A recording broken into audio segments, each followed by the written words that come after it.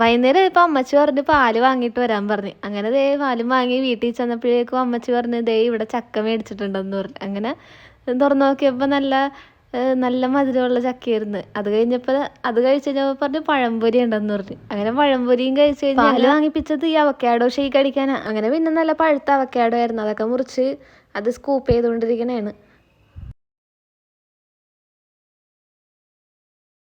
പിന്നെ പഴംപൊരിയും കഴിച്ച് അത് കഴിഞ്ഞപ്പോഴേക്കും അവക്കാഡോ എല്ലാം സ്കൂപ്പ് ചെയ്തൊക്കെ കഴിഞ്ഞ് പിന്നെ ജാറിലോട്ട് പാലൊഴിച്ച് പിന്നെ അവക്കാഡോ ഇട്ട് ഷേക്ക് അടിച്ച്.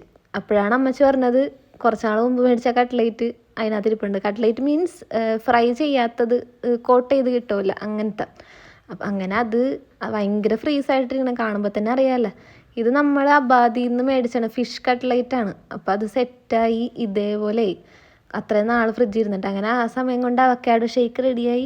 അത് കുടിച്ച് നല്ല ടേസ്റ്റ് ഉണ്ടായി. ഇത്തിരി തിക്നെസ്സിൻ്റെ കുറവേണ്ടായിരുന്നുള്ളൂ, എന്നാലും നല്ല ടേസ്റ്റ് ആയിരുന്നു. പിന്നെ ഈ കട്ട്ലേറ്റ് പഠിച്ച പണി നോക്കിയിട്ട് അത് വിട്ടില്ല, അങ്ങനെ തന്നെ ഫ്രൈ ചെയ്ത്. അപ്പോൾ ടാറ്റ ബൈ, സീ യു.